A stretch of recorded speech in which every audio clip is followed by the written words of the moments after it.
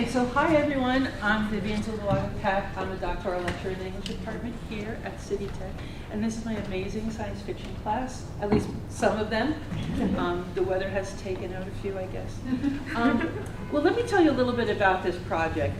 So I unfortunately subjected them to some very old science fiction. I'm talking Robert Hooke micrographia. I'm talking way back, Galileo, you name it. Remember? Yeah. Remember? But then I brought them to the modern world and we read Frankenstein by Mary Shelley. But what I realized was that their idea about Frankenstein, and mine too before I became more familiar with it, was that, yeah, it's science fiction, but it's also super gothic, right? So we were thinking, like, why don't more people think of Frankenstein in the science fiction way? Why is it always horror and gothic? And then we're like, what if we contemporized it? What if we took certain scenes from Frankenstein and reimagined it for a more savvy science fiction aficionado? You know, like with more technology, more, you know, connected to modern days. And then we heard out about Guillermo del Toro's Frankenstein. And we were like, what a great opportunity. So they did an amazing job, and I can't wait to let you guys hear the interesting ways they have interpreted certain scenes. And the scenes we picked were Justine's trial, those of you who are familiar with Frankenstein, Victor's return to Geneva, and also Victor encountering the creature. So they have revised each of these scenes in very innovative and imaginative ways. I gave them no rules. This is all them, and I'm very proud of them. So please, good job, guys.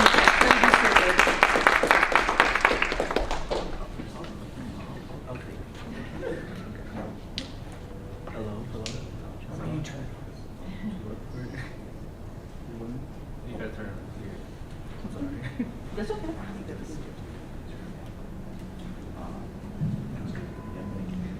Hello, everybody.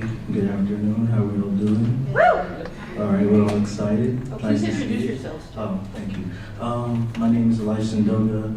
My other two groupmates just, they don't happen to be here today. Though they would definitely love to be, they're on their way. Hopefully they can get here. But, my group worked on Victor's return to Geneva after hearing the news from his father about what happened to William. And essentially what we were aiming to do was to just put I guess a general sci-fi filter on the original Frankenstein story. Not trying to change it too much, but just try to modernize and futurize a lot of it. And the ways you would expect, right? But as you can see here, this is something created by my groupmate, Matthew. Here's my other groupmate, Gilberto.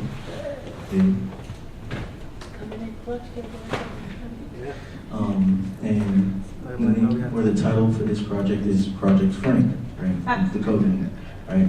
And we basically just in a universe where Victor Frankenstein is just a college student, as you already know, messing with technologies that he should not be able to yet comprehend at his tender age. And he somehow, by some strange miracle, creates a fusion of man and machine unseen before. Because, we all know what a cyborg is, right? It's a combination of man and machine, usually an alive man. But as we know, Victor takes, several dead human body parts and combines them with, their cutting edge technology in this universe.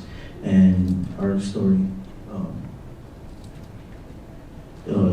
explores all those possibilities and what that could mean within, that time period where all these technologies could apply. So, all right, my name is Gilberto Martinez, and excuse my lateness here.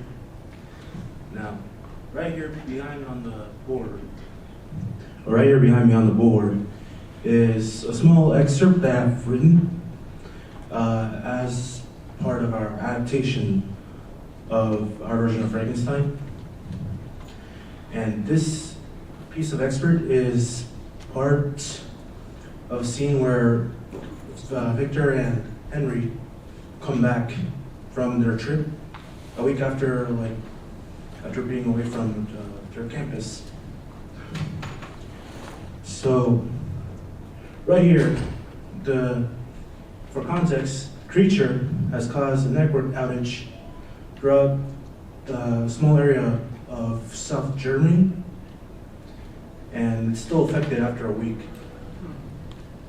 Victor was waiting to receive a video message from his father, but after hours of that outage still being up and finally being connected, he received only a voicemail. And in that voicemail is his father's message telling him the death of William. With our version, having Victor read the voicemail through a transcript that in the future technology would be able to output what the message says. As he's reading it, he also plays the message in front of Henry. Victor will feel distraught, as you can see in the scene, having to read the message, while Henry, nearby, hears and understands why Victor is upset. I would just like to explain this image on the side. It says here, Yudesh explaining. This was made by our third group mate, Matthew, which he's not here with us yet, but essentially it's supposed to represent that moment as described here. And the shadow behind Victor, as you can mention, is a manifestation of the creature looming behind him, both figuratively and literally within his thoughts. So that's what this is depicting. All right, so this slide is devoted to our inspirations, or at least visually, with the universe we had in mind. And as you can see, this third photo here is supposed to be an idea of what the monster could look like if we fully realized it, if we, did everything we could with it. And then the other two are supposed to be representations of the world and the level of technology that they would have access to. So as you can see the world there, it's kind of dark and dingy, but there's a lot of bright lights. So you can see like this is still very much similar to our current place in time in the world, right? But you can definitely see the light, advanced elements with those banners in the sky.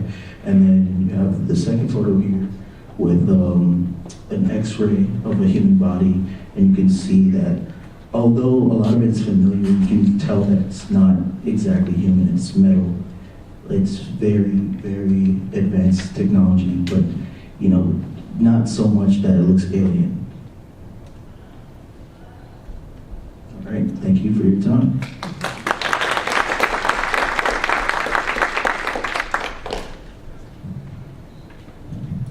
Don't forget to introduce yourself. My name is Gal, and this is Chandler, and we worked on the Justine's trial. Once Victor comes back to Geneva, what happened to Justine after she was put on trial because she was framed for the murder of William, and how she later was coerced to confess and then put to death. So this is basically, we had Earth was actually a few centuries ago was hit by a cataclysmic radiation, so all the human survivors of the human race, they went up to space in different spaceships, and they all gathered together into one big spaceship, a mothership, a colony called the SS Alexandria. So this takes place about 400 years later, when what happened is called the Alexandria incident. After that incident, there was an organization called the UIPA, the United Instrument Preservation Authority, that was created to prevent anything like this, like the Alexandria incident to ever happen. This next slide. So one of the things that happened in the incident was, so on May 7th, 455 AE, which means after the Exodus, basically the Exodus of the humans, once they left Earth, there was some data logs and cameras that we found on the Alexandria after it was been taken over, which we will talk about later, which shows Justine carrying a bag, heading from William's room toward the dumping bay, which is where all the, all the garbage of the spaceship would usually be going to. Later, some crew the cleaning crew which takes every garbage and just, throws it to space because there's nowhere to put it.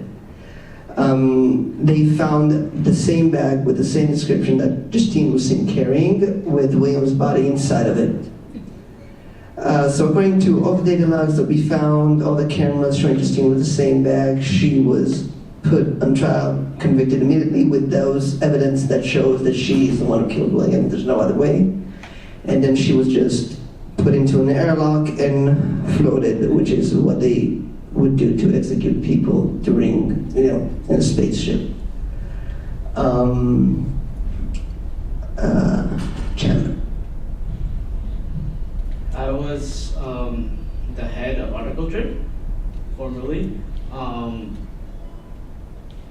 We had a food storage.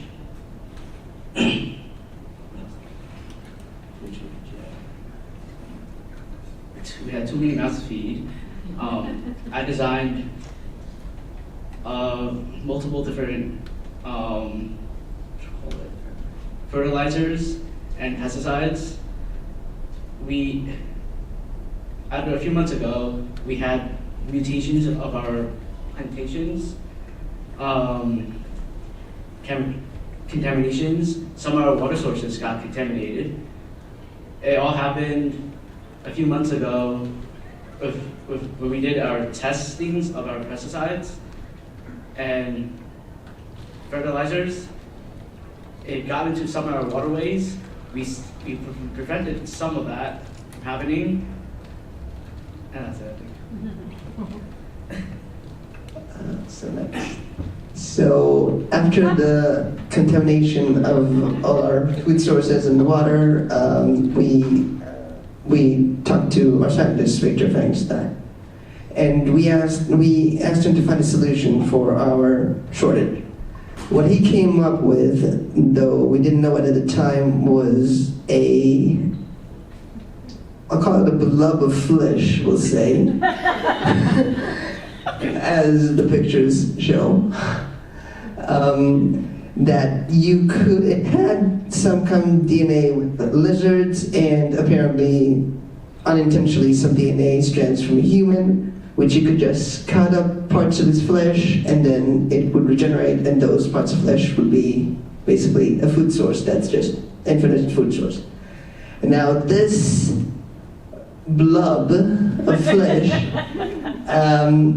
was not meant to have any sense, not supposed to be sentient, but because of the sense of human and its ability to actually transform into any kind of meat, cow, chicken, whatever you want that you can eat, those strands of flesh actually gave it the ability to transform into humans. And because it could transform into anything it wanted, it could see. Now, assuming Victor had, I guess, pictures of Justine or whatever, he just went to Justine, he got sentient, he didn't want to be eaten every time, and just regenerates, because, that's painful getting cut up. And then, he decided no more, and then, the only thing he could remember is Victor Frankenstein, and he saw walking through he just went to Justine, saw Frankenstein at the door, and decided, I'll just, kill him.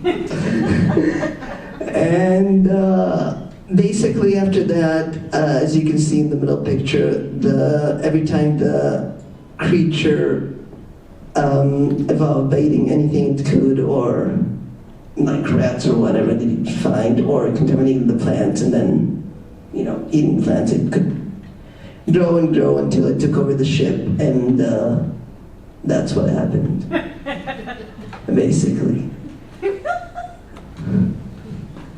Thank you.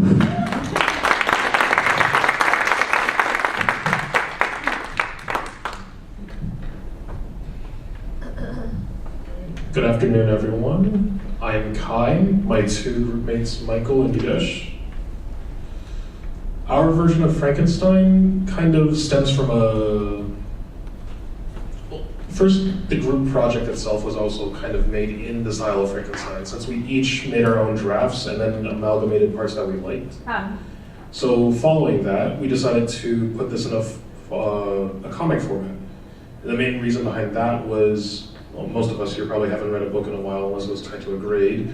So the next best thing was either a comic or maybe an animated video. We chose comic because we don't know how to animate.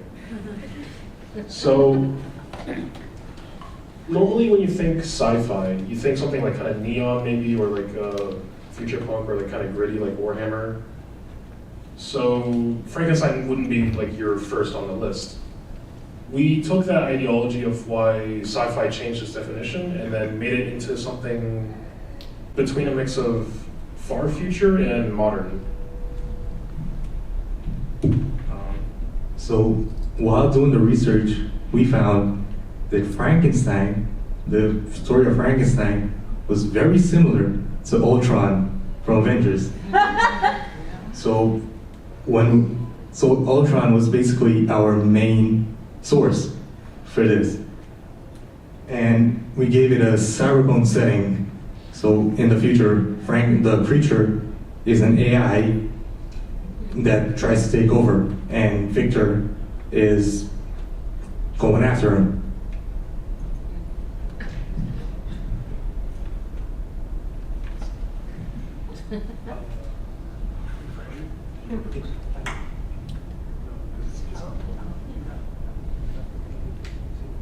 The adjustments may have come too late. Just wing it.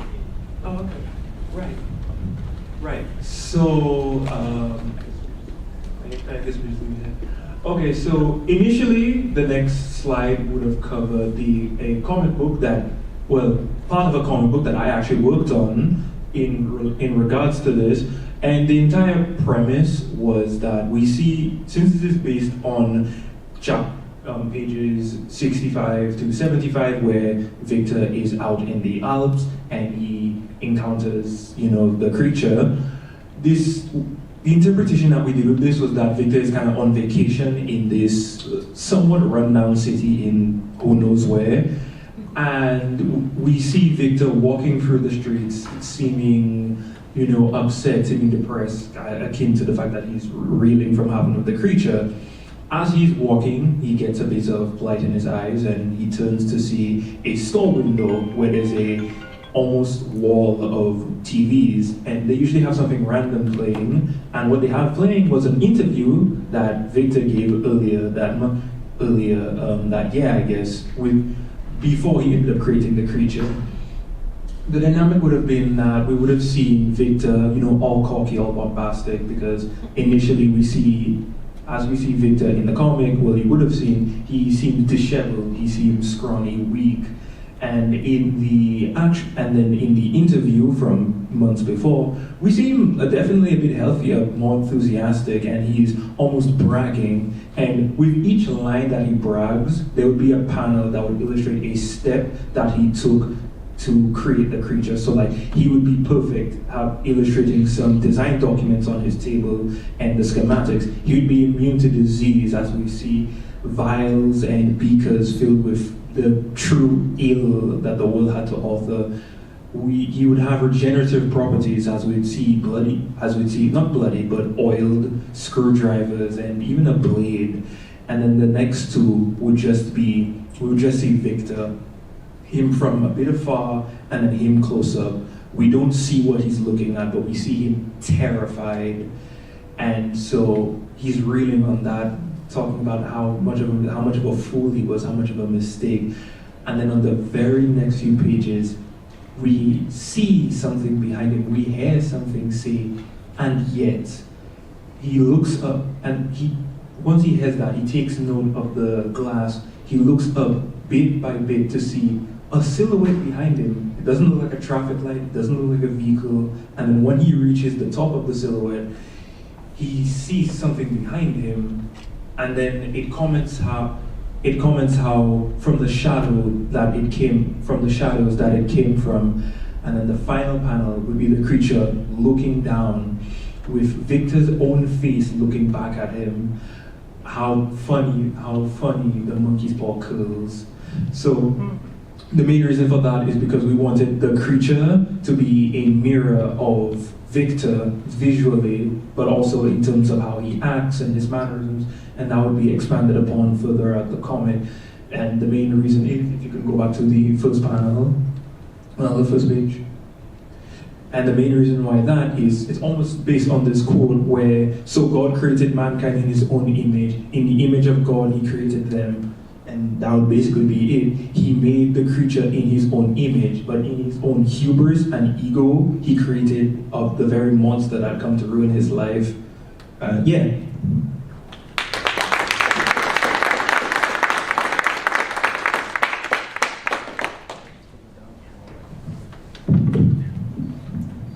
Oh my gosh, guys, that was amazing. Woo! Does anybody have any questions for them? They are ready to answer. Are you all generally interested in storytelling, or yes, for the most part? I can't speak for everybody, but at least for me and my friend here, we do have an interest in writing our own stories and world building. How about you guys? Definitely. Yeah. And this is inspired mostly by gameplay or things like genres, like science fiction or fantasy? You could say it's just an amalgamation of all the different media, so you've had the opportunity to experience throughout our lives. At least that's what I would say. Your personal experience. Can you use the microphone? Oh yeah. Sorry. I can barely hear you, so I'm sure. Okay. Oh, all right, let's switch. Yeah, turn it on. Wait, you gotta turn it Why don't you go again?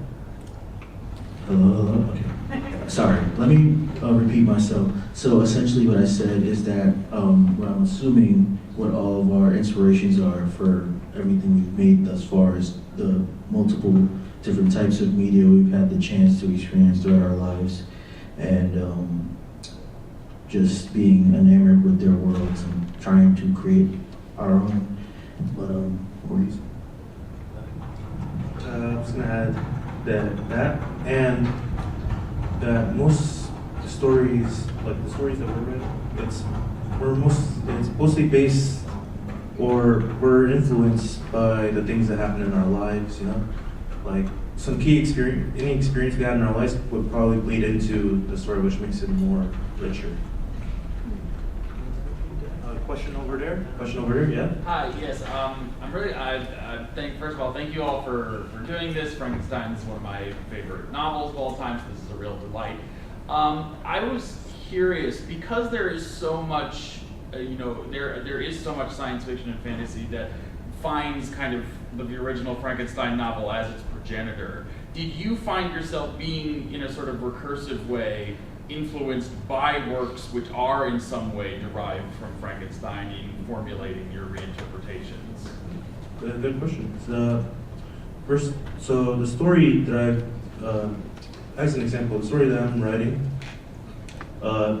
although I'd written it before I got the chance to read Frankenstein, I did, like the references of Frankenstein, like the it's alive, like, yeah.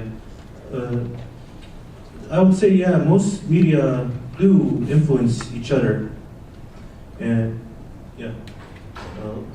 So I would like to add to that where I think Frankenstein's main thing for like all science fiction, like the thing that it gave science fiction was exploring the unknown and going to places where humanity should not. And I think that's a big part of sci-fi, and I enjoy that part, so I try to include as much as I can in a lot of things that I write, because exploring those things through sci-fi is literally the only way we can until technology happens to advance to that point, which probably won't happen for maybe a decade or some change, or well, maybe even farther beyond that. But I just love like fiction that explores what can go wrong and how badly it can go wrong. So I like sci-fi for that reason, and that definitely shapes not only what I presented here today, but a lot of what I write. So thank you for that question. I'm going to pass my friend here. To answer the question, I feel like any media that you read coincidentally could end up either reminding you of different memories from different works, since ideas can be borrowed very loosely. Now, as for whether or not specifically Frankenstein inspired us in a way to make our piece, we kind of unironically just gravitated towards combining all three scripts together into an amalgamation by accident. So that was just a happy little accident. But we did start realizing after we read further in the book during class that there are a lot of more modern works that play off the idea of genius makes something super advanced, goes wrong, is afraid of what he made because he shouldn't have.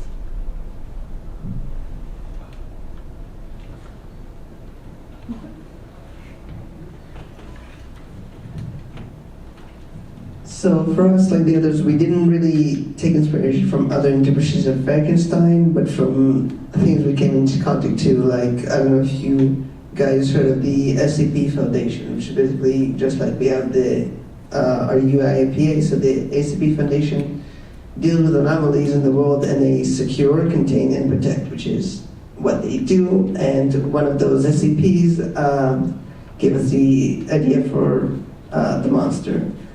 There's also a game franchise called Halo, which, if you know the storyline and the aliens you fight, there's the Flood, which is basically the same thing. They take over ships or humans or whatever and turn them into abominations, which is basically like a parasite, just like the monster would basically do.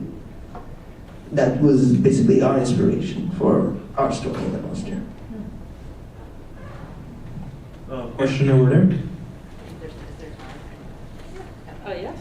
And I'm sorry I missed the beginning, but I was just wondering, did you all read a little bit about Mary Shelley? And if so, how did that, if it did, impact some of the way you reimagined Frankenstein? Well, before reading Frankenstein, we actually did talk about Mary Shelley, like her family life, her how her family was, like their status and whatnot. Both of their parents being writers. So we didn't know about that, and then when we read the story all together, we got to see how her lifestyle might have influenced Frankenstein. Although personally I can't say like knowing more about Mary Shelley affected the way I wrote, it was surprising to learn because like you have to imagine this is a person in like 17th century, 19th century. Yeah, 19th century, like thinking about these stories and writing them, like things that nobody on the planet has ever thought of before, and it just happens to be like a 17-year-old girl. Like that's so crazy, but it's really weird to think about that she is the godmother of like the entire sci-fi franchise. But you know, I'm grateful to her for thinking about Frankenstein. That one time, you know, pretty cool in history, but yeah. During the beginning of our course for this, we did do like a brief overview of mostly like her history, her background, the things that might have influenced her works. I don't 100% feel like it played too heavy of a role, at least for our specific piece, but it did definitely give us like a context of she's someone who probably doesn't even know half of the modern advancements that science would have gone up to, and yet she was able to predict something that was actually kind of feasible, and also really far ahead of her time, because the creation of a life could have been seen as like kind of taboo. And I mean now with AI, which is like a artificial something, is also kind of reaching that state of taboo now. So she was actually onto something, which is kind of shocking for how far behind in history she is compared to our time. Any other questions? I have one about the comment you just made about the creating of a life. Do you think it's interesting that a story written by a woman has the main protagonist is male, and he is also mimicking the a woman's body's ability to create a life, and it's a perverted version of that creation. Do you think that that's an interesting dynamic, or something that, as something to explore in your stories, the statements that it's making about life creation. Would you compare it to an AI type of a story if you had done something like that? Is that something that's generally on your mind after reading this, or was it something you thought of before? At least for, I can't speak with the other groups, but at least for ours, that is because our creature was a synthetic.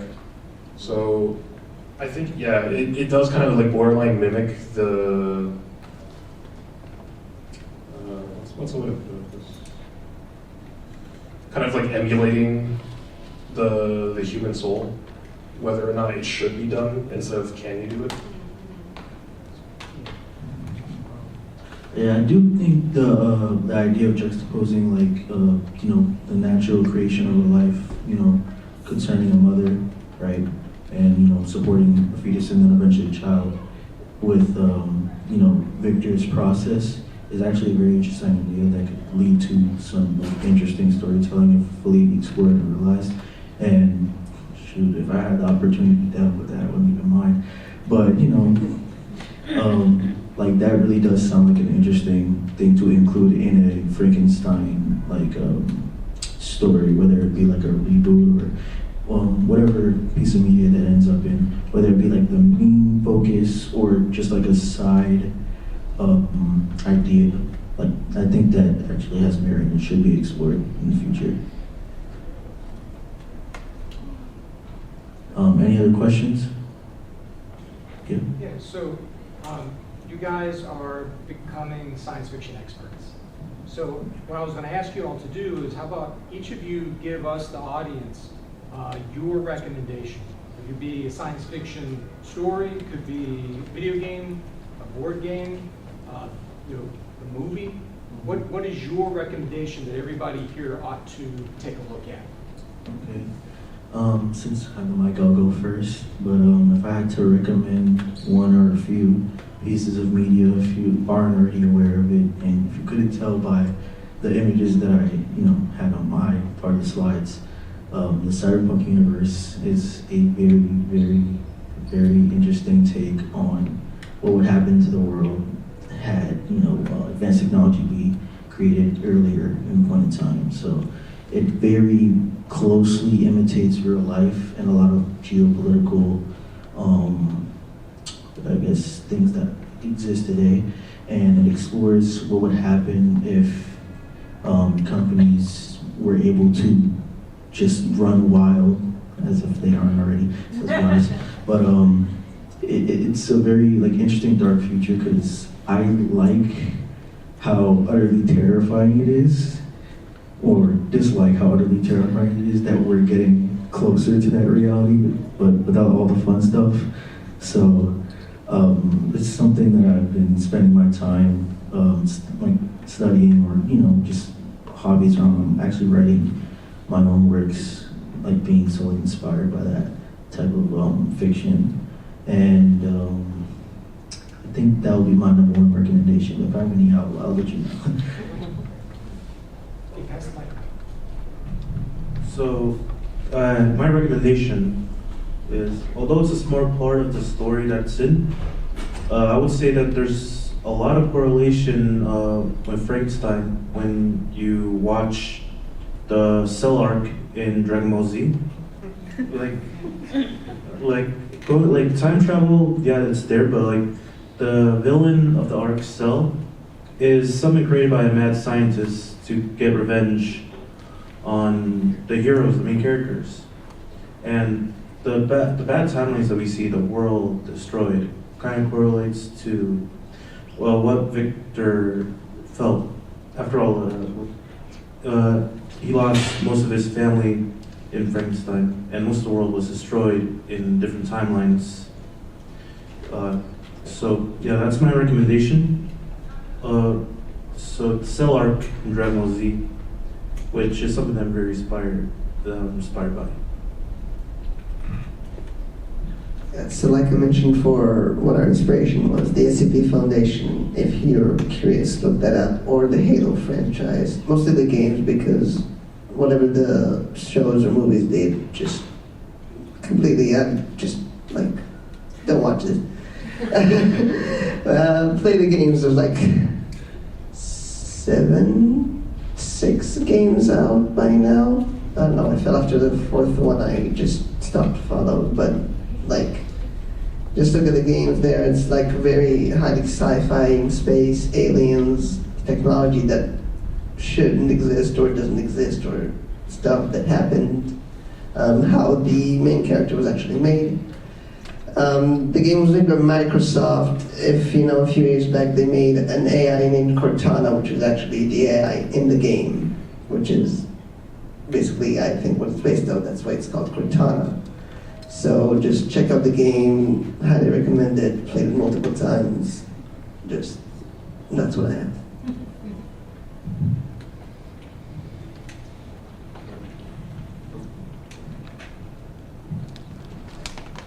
If I was to recommend, at least for the symposium, for our panel of Frankenstein, there's a game made by Sony called Detroit Become Human, which my group, unfortunately the pictures didn't load on the second slide, but that we did draw a lot of inspiration from that as well. Yeah. It's a narrative story game between 3 different views. As for personal, because science fiction comes in a lot of different flavors, my pick would be Warframe, made by Digital Extremes. It uses a lot of like advanced technology, but it borders more on like the philosophical because the game revolves around the concept of eternalism.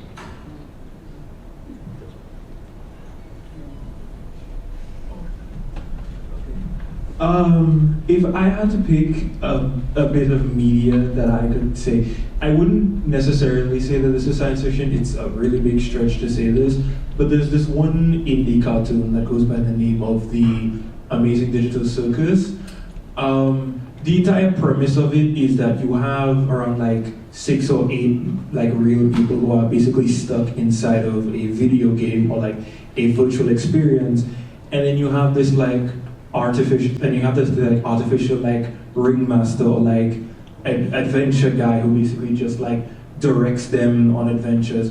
The science fiction part of it comes in the fact that, like, again, they basically code at this point, so their mental health plays a good part in it, because once they lose themselves, they become this glitchy, abstracted creature, and for the most part, there is no way to undo that. So there's this thing of like, it's a lot more character focused than it is science fiction focused, but it still is that concept of when you're basically stuck in this virtual world of like no other way to get out. We see how different characters cope with it. We see how different characters cope with some problems they had when they were humans and not stuck in the game. People who have problems after the fact, people who had traumas inside of there and how they're dealing with it, and that again, it's a lot more character focused, but still that just basic concept of like everybody is miserable, but if they're too miserable, you literally could die. So there's that, but that's why I say it's a stretch. For me, I think everybody here probably watched it. There's a whole franchise, Jurassic Park. So, and the basic idea is just because you can do something doesn't necessarily mean that you should. So for me, that would be it, Jurassic Park. Like. Anybody?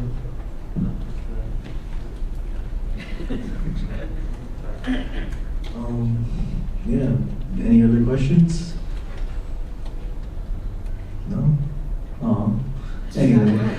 I wanted to say, you mentioned studying cyberpunk and liking it. Is there a piece of media, either written or on screen, that you like that's like the penultimate, like the ultimate cyberpunk experience for you? Game, movie? Well, I really want to explore more of what this series has to offer. It's going to take some time for me, but currently the one that I experienced the most, if you can probably take a guess, is the game Cyberpunk 2077.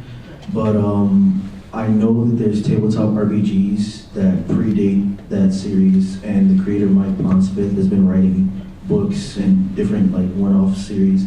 And I know CD Projekt Red has been making their own stories and like comic books, and I just want to get around to consuming as much of that as I can. But you know, as far as my knowledge goes on the topic, I watched like a 3-hour video essay on the entire lore of the cyberpunk universe from start to finish. So, yeah, like if I had the opportunity, I'd probably get a couple friends together to play the tabletop RPG and read as much of the books as I could. But yeah, thank you.